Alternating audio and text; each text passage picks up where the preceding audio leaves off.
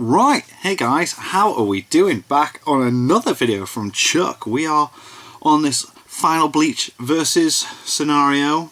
I hope Clyde's in it again. It was really fun to have him talking to Chuck from the last two that we did. But this is an interesting one. Yamamoto versus Ichibei. Like, these are the two, like, beastly characters known for being, like, highest rank of everything, and Ichibei should be like the highest. He should be the one that definitely wins this when it comes to like the status that he has within the Bleach universe, but I gotta say I don't think he got it. Like, especially when you look at the feats that we were shown within like the 1,000-year Bloodwalk arc in the manga. I think Yamamoto got this, but it's gonna be an interesting discussion. Ichibei and the whole whatever they were called, the team, they didn't really do like what they were built up to do, I personally felt. Anyway, so let's see how this goes. Yamamoto versus Ichibei. Who would win? Within the Soul Society, there are two characters that have constantly been pronounced as being the strongest. One of them being Ryusai Yamamoto, and Aizen, Captain Commander of the 13 divisions of the Soul Society, and Ichibei Hyosube, one of the eldest. He's meant to be incredibly properties in the world of Bleach. And one of the questions that is constantly brought up is who would win? Which one of these two would win in a fight, or who was truly the pinnacle of the Shinigami? Not counting Ichigo, who we know is like pretty much everything in the series. Yeah, he's the main character. Today I have Clyde. Yes! He's a really, awesome. Bleach cool. YouTuber, and this actually was a really heated topic that we thought we could cover and try to analyze these characters' abilities. Must have taken a while. Hang on a minute, Chuck. You didn't tell me we're going to be talking about feet in this video. What the hell? And see which one of them would come out on top. So Clyde, tell them what's up. Alright guys, so basically today we're going to be talking about Yamamoto versus Ichibei. This is a topic which, it actually sounds really cool, but not enough people talk about it, because when you look at it, it's sort of like the two old men leaders of both groups. Like, at the start, you have Yamamoto, who's like the head of the Go-Team. Yeah, and he's always, you always know he's like up there.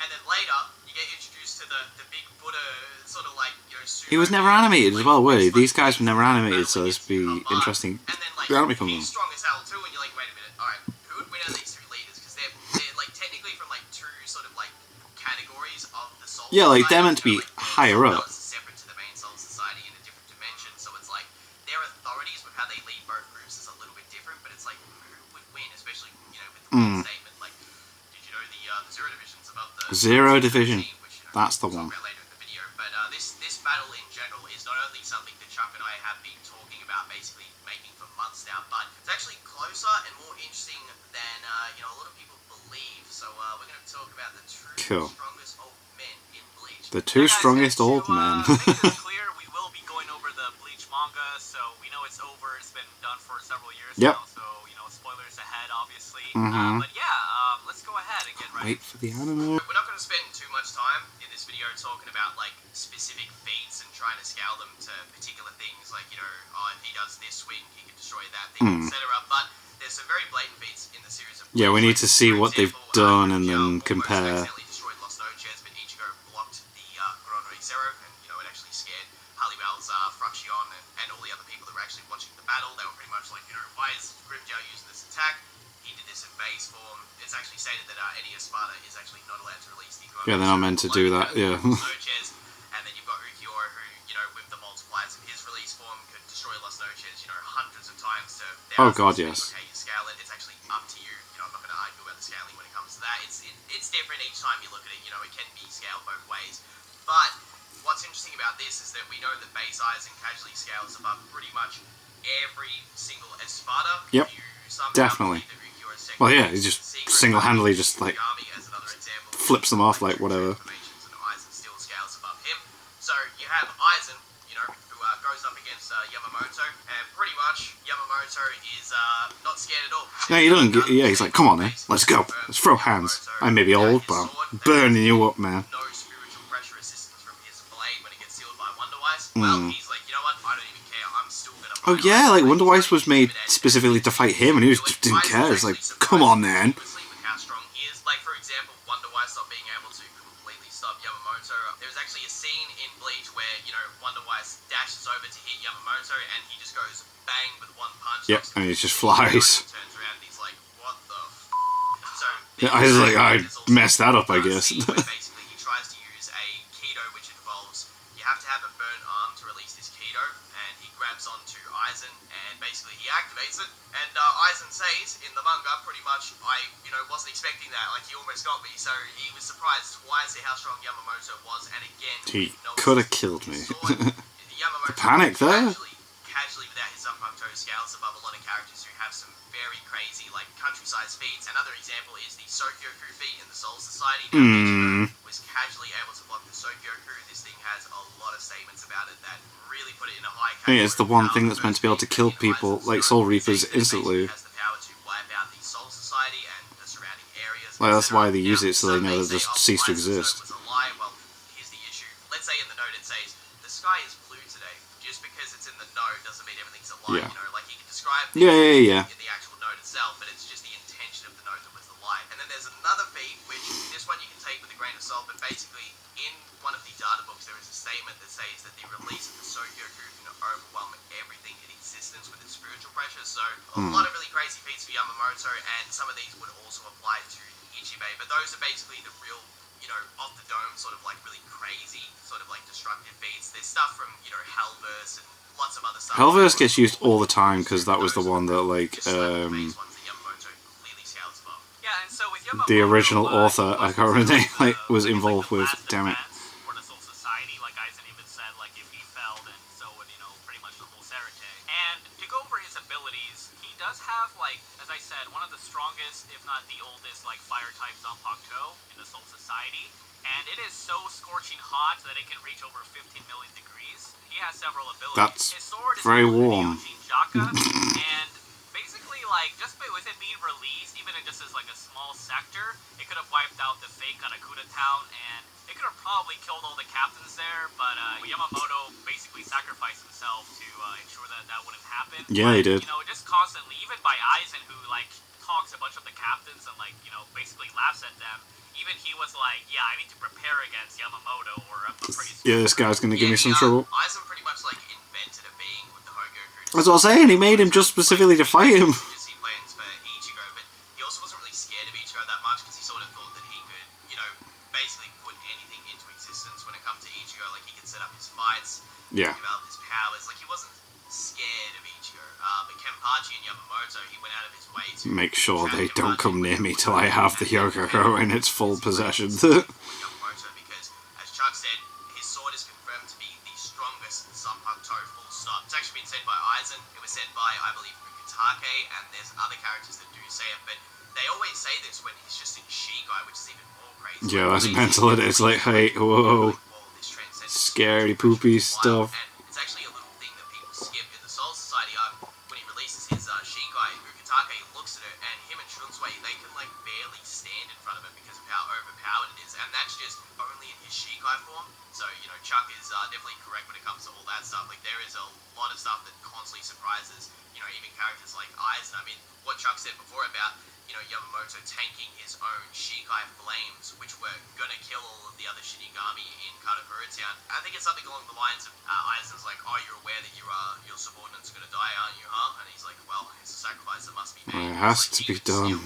He actually wasn't gonna let them die. He dived on the bomb to stop it and tanked it, and then almost killed Aizen with the key. Which is crazy. It's like, he's a beast to be able to do that, man. Like, he did that beforehand. Zanka no Tachi.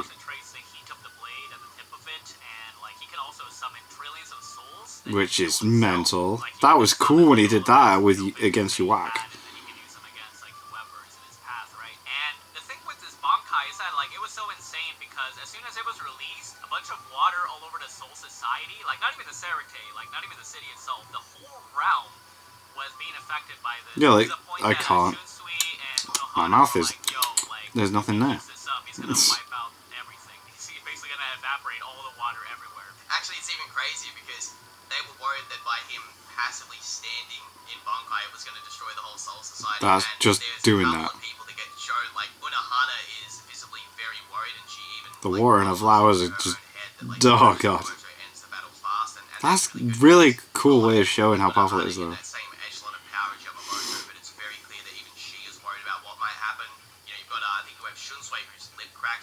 hot it was, and then Toshiro can't properly use his Zanpakuto because all of the liquid in the atmosphere is like slowly going away because of God, man, like he's useless. Damn. I mean, he wasn't very. Sokyoku was going to do to the Soul Society. And the thing with the Got a whole movie based on him, and he was rubbish. a bunch of these captains are fighting for their lives, and we have Kenpachi rolling up. He basically defeats 3 of them. One of them, who was one of Lloyd brothers, Yeah. who basically can Oh, excuse me. another character. And Kenpachi still beat the hell out of him. And then we have this fake Yuha, who was the other brother, who can basically copy the memories, right? We were led to believe that that was the real Yuha. And then he basically just gets rid of this Kenpachi, who, by the way, had fought 2 Vasto Lorde level Mates. characters in the novels, Yeah. which are canon, by the way. Oh, okay. Take place before this arc. Those novels. Basically, this fake Yuha just, I wish I. completely dominates They're in the Waterstones character right now. I'm very Vasto tempted, Lorde like, level. but And then Yamamoto I just pulls up, prefer and then we have mangas this with the battle. pictures, I feel you like know. one of the things that is really important for this battle is that Yuha has really crazy raw power and area of effect. And the crazy thing is that even though this fake Yuha had the Blutvena, basically like this is the defensive ability of the Quincy's, he was like, even from this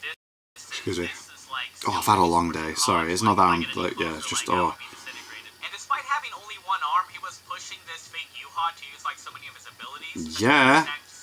Which is basically like a protective, offensive. Can't wait to see all this animated. Oh, this is so good. Souls that he took, which dismantled this barrier, and with his blade, he just cut apart this fake Yuha, and we saw it right then and there. Oh, the big bad is gone, But no, it turned out that it was like a fake one. And one thing I like to mention as well is that a very fun fact about Yamamoto is that his flames are not literally flames.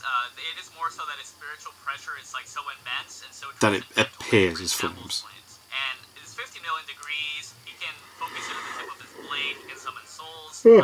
He just has insane raw power. Insane. It really does. He's nothing to be like laughed at. That he is older and more experienced than Urahara. He himself can use like the dragon keto. He can use the time stop keto and the itokaso, Crazy which is that stuff. sacrifice keto, where he sacrificed one of his arms to I don't know, Aizen, 6 and that is one of itokaso. the reasons why Yuha was like, this is why you're not really a war potential, because your power got cut He's so apart. sick to all this And animated. as we know from Kenpachi and from common sense, if you hold the sword with 2 hands, then It's gonna be a lot more strong. Yeah, like duh. So Yamamoto was heavily nerfed. You could say he was nerfed by like. He only had the one hand, man. More, and even then, he was still able to defeat this fake Yuha to eventually like go in on him and steal his Bankai. And you could argue the battle could have gone differently if he was at full power, but Yuha just caught him like by surprise, and since he wasted too much power, that is what ultimately led to his downfall. And he got. Imagine being that guy and be like, oh, I didn't even fight the real guy. This was tough, but okay, never mind. I would say. But one of the things that I like to cover is that people, try to think that, oh, well, Ichibe fought theoretically a stronger Yuha or a more, I guess, more prepared Yuha since he had the Bankai from Yamamoto. But we do have to keep in mind that Yamamoto was, not at 100%. And No, he was not. The dude was pretty emotionally going down. I guess you could say conflicted in a way because a bunch of his people were dying. His vice captain died. Yeah, he wasn't 100% concentrated either. It's like, I need to get this done because I could sense that people that I care are going down. Yamamoto's insane. Like, he's easily one of the top characters in the series. And, I think that what he has going for him in this battle is the raw power and, his area of effect with... Mate, his AoE is immense with the fire and that. Said, Yamamoto was definitely not fighting in a level-headed manner when he fought the fake Yuha Bark, as he basically says to Shunsui, he's like, don't worry, I'm going to exterminate every single one of these Quincy's, and he like explodes across the Soul Society, like he's extremely pissed off because his best friend pretty much just got killed by the overkill. Yeah, and he's never acted like that in the whole series. It is true that he's definitely not at full power because Yuha Bark does make this very apparent that his stubbornness with not getting Orihime to heal his arm was the reason why he was never considered a war potential. And I am actually going to cover a lot of this in my future Yamamoto video. Right now I'm making a video on Bankai Ichigo, but the Yamamoto video will cover a lot of stuff. Like there's stuff that even right now, as I'm thinking about Yamamoto, like I haven't even fully researched myself because there's a lot to talk about this guy. Like example being, he pretty much is when he fights the fake Yuha Bark, not only is he conflicted, but he wastes energy against the fake Yuha. And he's pretty much not even at full power because, as, you know, again, Shark said before, like with Kenpachi, like when he puts his second hand on his sword, which was taught by Yamamoto. Ridiculous. It's like, it's so strong. There seems to be a lot of stuff to do with how, like, the hands in Bleach are very particular and they actually transfer a lot of power, whether it's, like, technique or just, like, raw ability, you know. I guess you could say maybe there's, like, a connection with the wrists when it comes to how spiritual pressure works, but that could just be a Shinigami thing only. Yeah. Something to mention in the video, but anyway, when it does come to Yamamoto, like, again, as Chuck said before, like, he's able to casually overpower some of the seals from the fake Yuha. The fake Yuha is so strong that Yamamoto can't tell the difference between this Yuha bark and the real one. Yeah. Funnily enough, Yamamoto actually defeated a Yuha bark 1,000 years ago who had the almighty ability, and this is where the debate gets really interesting because a lot of people have this misconception that because Ichibei had a longer fight with the real Yuha, that automatically puts him above Yamamoto. Right. Something they fail to realize is that, again, Yamamoto isn't at full power. Yeah, he's not. He Like, come on. access to all of his powers when he fights against the real Yuha, and that's why the real Yuha could just, you know, come over there and cut him in half. Basically, something he also says is that one of the reasons why the Quincy weren't able to steal his Bankai and Ichigo's is because both of their swords have evolved, and there's also some connection to them being too strong for them to be casually stolen. But interesting. I'm the only person who could technically control your Bankai, and, you know, that makes sense. So that's actually crazy too, because it puts Yamamoto higher than the Star Knights, which a lot of people don't think are actually weaker than Yamamoto. But Yuha says verbatim he is the only Quincy that would be able to seal Yamamoto's powers. Crazy. Although you could argue that, like, the Storm Raiders, like, once they got all their evolved forms, like Gerard Valkyrie and, like, X-Axis, you could argue they're around that echelon of power. With their hacks, there is definitely, like, potential for them to be a threat to Yamamoto, but it seems to be the case with his just raw power full stop that he would be above them, and more evidence for that would be the fact that in the past he did defeat Yuhaban, who had the power of the Almighty, and the second that Yuhaban got these powers back, he literally just went bang, and then, you know, Ichibei was dead. Like, he overpowered all of his hacks, he was able to just defeat him in pretty much one strike and blow his body apart, and then he gets the Mimihagi later, which isn't relevant to the fight, but it's very crazy to think that Yamamoto was able to take down this Yuhaban in the past, and again, it's when his powers returned. Some people might argue against this and say, oh, well, how's that relevant and stuff, you know, the fight's different, he's gotten stronger. Nothing in the series implies that Yuhaban got stronger. All that is implied is that Yuhaban actually got his powers back. This is, you know, back him saying that his powers returned, and Hushvolf putting a lot of emphasis on it just all came back to me, man.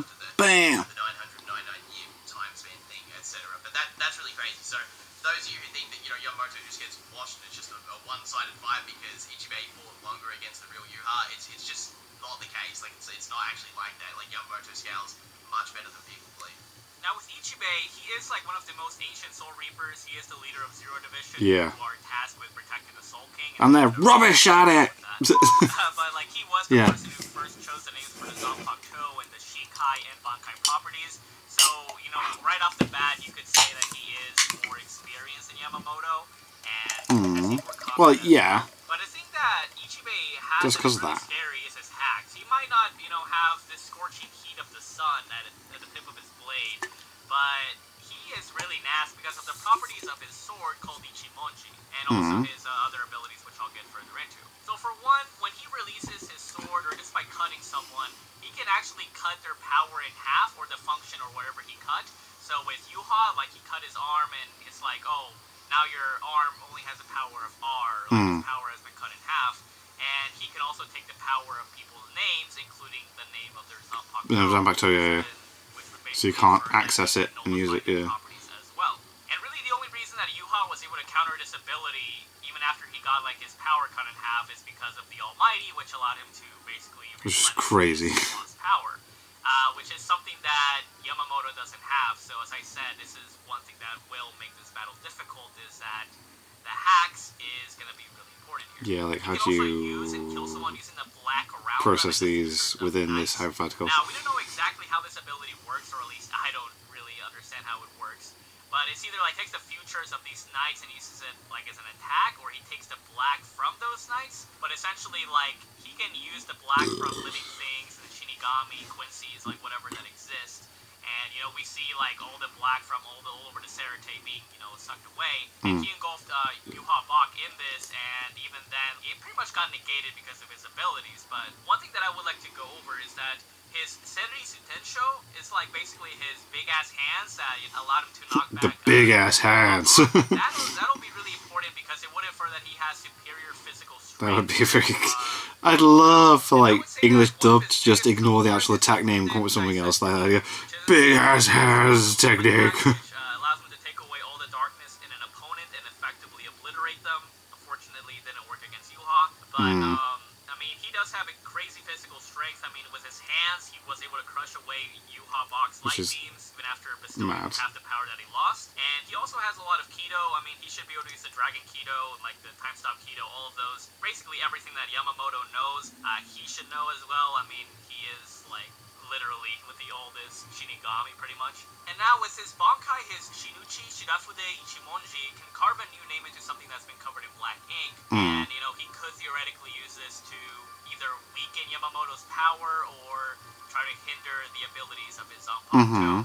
But for now, what I will say is that I think that generally Ichibei has more hacks potential and logically more raw power if he has both hands to work with, and he should have more experience. But I do think that they are really close to each other. I think that Yamamoto has the edge in raw power and area of effect. And one thing I like to bring up is that this battle does depend a lot on which Yamamoto are we using. Are we using like the level-headed one that's using two hands? Are we using the one that fought Yuha? Yeah, is he using two or one? Like, come on. Which is a silly thing to say, but you need to keep it in mind. Really close in power, and it's going to come down to hack versus raw power, basically. Yeah, so if it's like the Yamamoto that only has one arm, I wouldn't really debate on the side of Yamamoto with this, to be honest, just because if he can't overpower the abilities of the fake Yuha and the real one, like in a sense where it's sort of like easy. Yeah, then I guess that Jinbei was going at it for him. He was able to somehow overpower or defeat the almighty ability, which is really impressive to think about. It's a crazy technique. I think that Ichibei would simply be able to, out-hacks him and land the ink on him and then beat him. There's definitely arguments like to make on the other side where if we have the, the two-armed Yamamoto, which is definitely the one that we're talking about. Definitely, come on, you can't, like, then pretty much like that comes down to, well, I reckon Yamamoto's got it, man. Statement about spiritual pressure work where you can overpower abilities, because that is a continuous thing shown in the series. Like Yamamoto did it to Yuha Seal, Aizen did it to characters like Yuha, where he was able to still continuously have the Kyokusui Getsu active on him for the entire series, even later on. So there's lots of examples of stuff like this that does exist in the series more than just the Soifon and Aizen fight itself. But when it comes to Yamamoto, so we'll basically get down to who would win the fight itself, but there are some interesting statements about Yamamoto that sort of work in not just the past, but also in the current time period we're talking about. Those examples being, like, Yamamoto states that he is the strongest Shinigami, and this makes him head captain since the Soul Society's birth. He says something along the lines of, no Shinigami has been born stronger than me. He also states there is no greater security than himself. I am here. There is no greater security, isn't it? Is the quote as it slows down there. There we go. Yep. Amazing. Amazing line. Yeah. I am here. There is no greater security than that. Freaking hell. By multiple characters, both Yamamoto and Ichibei are famous individuals, and characters like Aizen, Shunsui, Ukitake repeat this about Yamamoto. Shunsui is aware of the Zero Division. He's met Ichibei before. He's also met some of the other members of the Zero Division. So, you could probably argue from the stance of, well, just because Shunsui's met Ichibei doesn't mean he knows the full extent of his powers. That's definitely true, but it seems to be like this continuous statement, which is always repeated in the series, that Yamamoto has the strongest Zanpakuto. Even if Ichibei, has like the oldest Zanpakuto, or just because he's got the oldest one doesn't mean it's the strongest, yeah.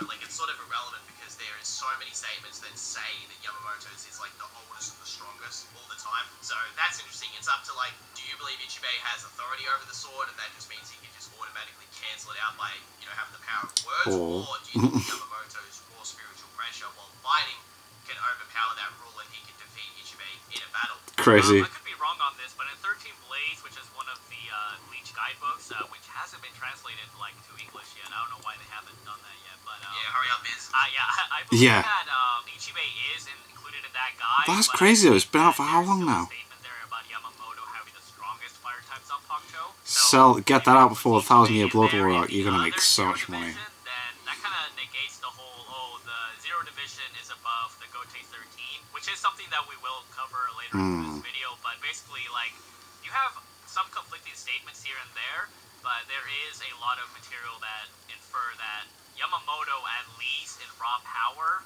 in the raw power sense, he does have superiority over many Shinigami and could be argued to be over Ichibei in that frontier.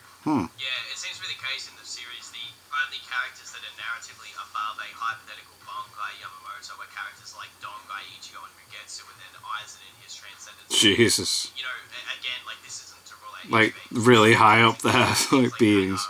Really interesting to consider just how powerful he is, especially in that data book, which, you know, it needs to be translated in English correctly, but it also could be the case too that that data book, when it came out, was also before we got to see the Ichibei and Yuhabak fight, so that's interesting too. But again, like, the original stuff we did talk about when it comes to the strongest Sunfucto still does apply to Yamamoto, but once more, does that mean that Ichibei's authority over swords and words automatically just takes over that, or can Yamamoto just say, like, no, bro, it's my blade, like, I can overpower you with my spiritual pressure? So that's interesting to think about. And there is the statement, like, Yamamoto saying, basically, no Shinigami has been born after me that's stronger, so that's why I'm head captain.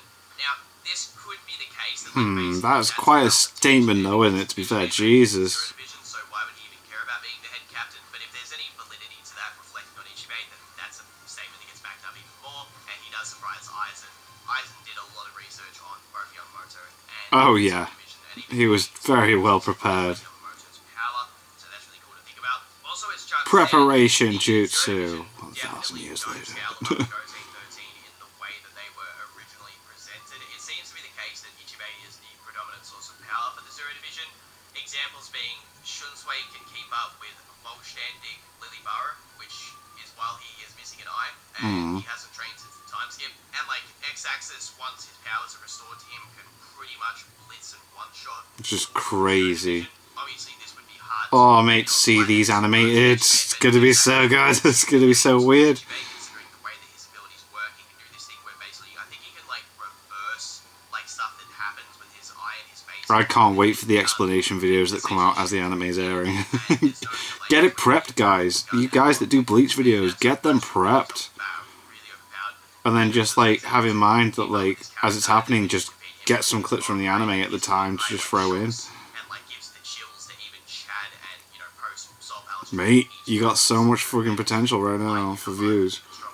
So it's interesting to think, just like, that statement is incredibly overblown, and we already know that, like, Yamamoto had no trouble tussling with Shunsui and Ukitage at the same time. He's clearly above them just in Shiga alone, so that's really cool to think about. And Gerard literally fought Bankai Kenpachi, like, come on, bro. Yeah. Yeah, so, like, that, it's definitely one of those things where it's like, maybe it was just like a shock value statement that was shown in the manga. Yeah, it's definitely overblown, but the main source of the power definitely comes from Ichibei, without a doubt. Ichibei also talks as if he knows Yuhabak very well and has tussled with him during the original 1,000-year Blood War. Yamamoto defeated Yuhabak, not Ichibei, in the past, and Yamamoto has gotten stronger since then. Yamamoto might be narratively stronger in raw power. There is just more past tense evidence that he is truly the only one fitting for head captain, and I want to specify I'm talking about two arms here, because he does say, as I said earlier, you know, the reason why the Quincy's can't steal his and Ichigo's Bankai is because of it evolving. Yeah, they've evolved further than everyone else, because they're Yamamoto also has a large arsenal of abilities from his Sunfucto Takedo. for him to be as cool as the main character is a big deal. I thought I said bitch black hell then.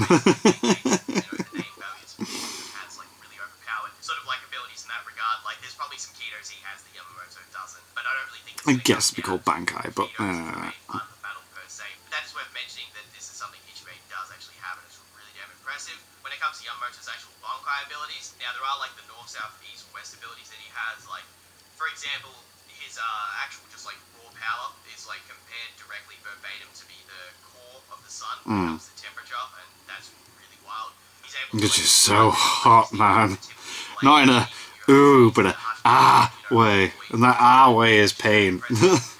And not in a good way either. God, that was a terrible explanation. There is different translations which talk about how many souls that Yamamoto Excuse can me. resurrect, and it is interesting to think like if he can resurrect them with powers or if they're just zombie bodies which appear and have the appearance. Yeah, like if they've got any abilities on them, then that's something. Like old Quincy's which he showed to you, Hamad, but even still they would be amped by Yamamoto's spiritual pressure, and then with Ichibei's thing with the Buddha palms, it's like there's like a certain measurement which is used in the chapter, and that correlates to a real length in.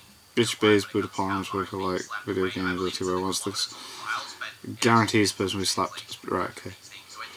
Oh, excuse me. Oh. Some people think that it's a trillion souls, other people think it's in the thousands, other people think it's in the hundreds of thousands or the millions, but regardless, it's a lot of souls, and it's basically every person he's slain in the past, he can resurrect them and have them attack someone, so that's a really good ability for him to use against Ichibei when it comes to just like smothering the battlefield and having Ichibei get attacked by a lot of things at once to keep distance. And then another thing to keep Ichibei away is actually the cloak of the sun that he has around his body, and this is so overpowered, right? This cloak of the sun is so powerful that it's basically his spiritual pressure in the form of flames. That's how transcendent it is. It's just as Chuck said. okay. While Go on. Yuhamark is asleep, Hushbolt is able to use Yuhamark's abilities, and that means that his body has the capability of basically using these powers, which are incredibly strong. But even he can't see Yamamoto's flames. It could be the case, just to use some evidence to this side of the argument. It could be the case that Hushbolt is stronger when he has Yuhamark's powers, so that means he probably could see the flames, no problem. But if that's not the case, then that's really crazy to think that Yamamoto is so powerful that even It can't Hushbolt be wasn't seen. able to properly Yeah. see the flames. And then when he was able to see them, Yuha was like, "Yo, don't get touched by the tip of his sword. Like it's very strong." So really, Just the tip. They don't even get touched by the tip, man. It's so powerful. Like, Hushbolt, Hey. and then he has a lot of other crazy abilities, like all of the abilities of his Bankai. I think this battle generally comes down to like narrative against feats. So for one, we have multiple statements for Yamamoto being the strongest one. We have him, saying, "Oh, like no one has surpassed me," or like no one's stronger than me. I am stronger than anyone before me. That's just in Soul Society, and we know that the Zero Division Palace is like in another dimension. Oh, okay. There's a random argument to throw in about it, I guess. I'm the strongest in Soul Society. And then he's like, I'm not from Soul Society. Oh, okay. And I think that generally comes down to, can Ichibei cut down his power? Can he, use the black from Yamamoto's, trillion soul ability? Can he use that against him? Can he cut the function of his Zanpakuto toe? Can he do that before Yamamoto cuts him apart or something like that? Can Ichibei even get close to him and risk getting, burned to a crisp or something?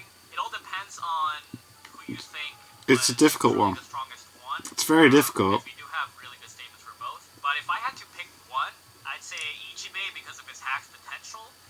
I don't think it'll be an easy battle at all. It'll be a really hard battle for him because, he would have to risk getting close to him to cut him in the first place. And if Yamamoto tries to use the soul ability, then Ichibei can possibly use the black from it, because he does say that the Shinigami and all these things in the Soul Society have black in them, or some aspect of it, and he can use that against him. So yeah, and arguably he would have more stamina because he does seem to be in a better shape than Yamamoto, at least. And also, I think it is revealed in the data books that Yamamoto doesn't have that high of a stamina. Now you could say that's only talking about Shikai, Yamamoto, Right. but generally Bankai, come on. it does seem like he is not in the best shape possible, right? Yeah. It weirdly says it's sort of like a comedic thing in one of the I believe it's the coloring book, or it could be one of the Yeah, there's a colouring book. Oh, that's cute. Basically says that with his old age he finds real small tasks be kind of bothersome and all that. But that also probably might not apply to battle just because of the fact that he does say even in old age he's gotten a lot stronger, and age doesn't affect the Shinigamis too much.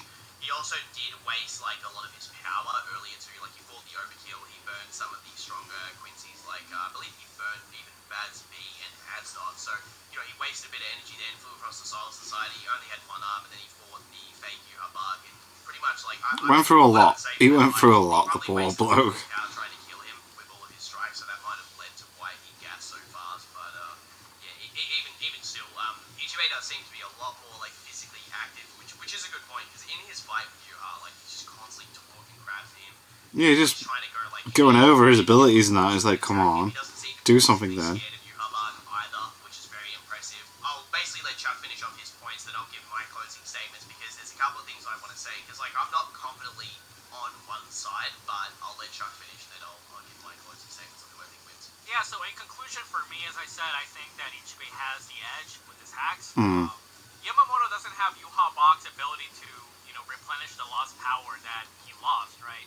He doesn't have the Almighty, so I don't know how Yamamoto is going to counter these abilities apart from, spiritual pressure, right? Yeah. But Ichibe doesn't even have to go that far. He just has to cut him once and take away the function of his arm or I something. guess, yeah. And that would be a pretty, difficult battle for Yamamoto. I don't know, But if I had to say a percentage or some number or whatever, I'd probably give it to Yamamoto 4 out of 10 times probably. Right. Yeah, I pretty much agree with Chuck for sure because it is very easy to just say, oh, Yamamoto just overpowers the Ink's ability with his spiritual pressure and he just win via that. But it didn't seem to be very easy for Yuhabag to do that because what he essentially did to get his powers back in the fight was he actually just reversed what happened and he was pretty much just no, I don't want that to happen. Yeah, that is not what I like, thanks. Carrying it with spiritual pressure is completely different actually, and that's why it's interesting because it's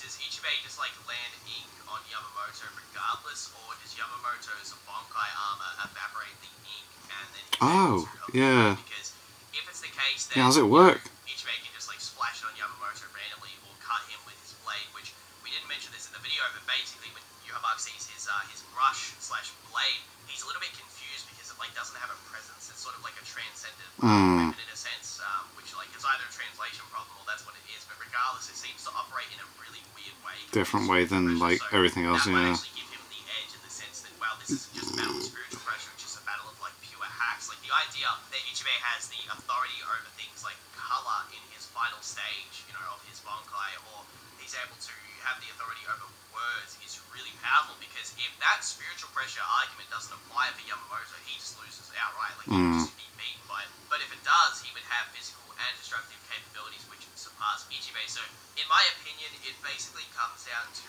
if you believe Ichibei's ink is potent enough to affect Yamamoto, it's an automatic win because Yamamoto does not have any hacks like Aizen or Yuhabag to restore or fix his affected powers. Once he gets made the strength of an ant, he's pretty much screwed. But if Yamamoto truly is stronger than basically any Shinigami except, the likes of Ichigo and Aizen, his spiritual pressure could neg Ichibei again if that works in the way I said before, because he would be faster, stronger, and more potent, and with one slash That looks amazing. end the battle. Oh, mate.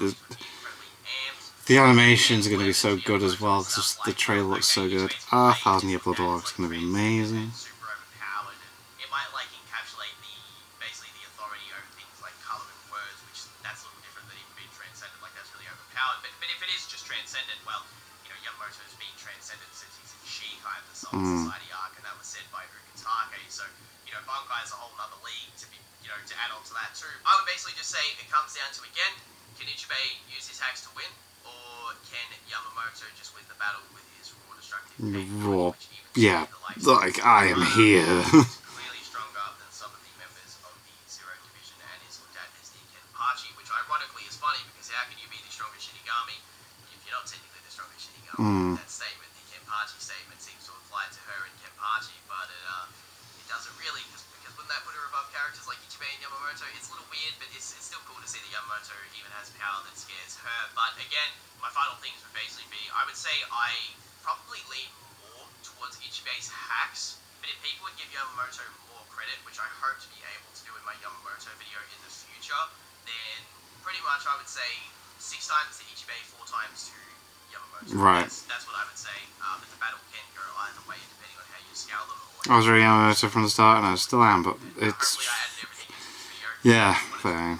But that's my final conclusion. But yeah, guys, there you go. I mean, who do you think wins? Do you agree or disagree with our conclusion? I mean, as we said, it can go back and forth. There's a lot of I like elements Yamamoto. that can be explored into this. But let me know what you guys think.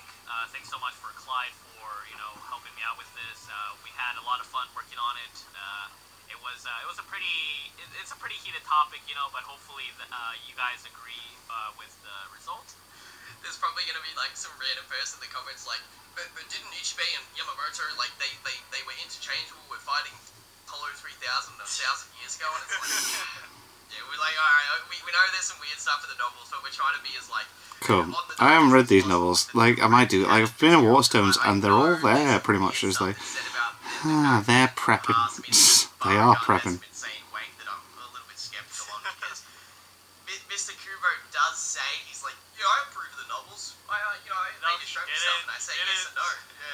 It's like, we didn't want to touch too much of that because the novels are pretty bad in some sense. It's hard to tell, like, what is really from Kubo and what is, like, headcanon scaling from the assistants because some of it is pretty funky. But anyway, just to be clear, both characters we genuinely believe, given certain arguments, could be one or the other. But I think that at the end of the day, the cool part is Yamamoto actually gets a bit of representation in this video because some people really downplay his abilities, and he actually scales to the end of the series. Like, he's really strong. So he really is. This video, I just want to thank Chuck for letting me on his channel. We actually planned to make this for a while, but if you guys are interested, my channel is linked below. I'm going to be working on a Bankai Ichigo video, which should hopefully be out by the end of February, and then sometime it isn't. I'm going to be like an hour plus long video just on Yamamoto. Yo, good. That's actually a project I've been talking about for close to 3 years now, but I will get it done. So cool. Thanks, Chuck, for having me on. Hope you enjoyed the video, guys, and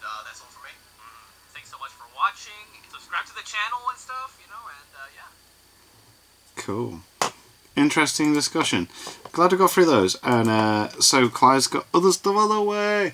I love it. Let's get these Bleach videos out. Let's get the hype up. Let's not forget that, like, the 1,000-year Blood War arc is on its way. I can't wait. I really can't wait to see these fights animated, and it's going to be absolutely boss. And that was a good video.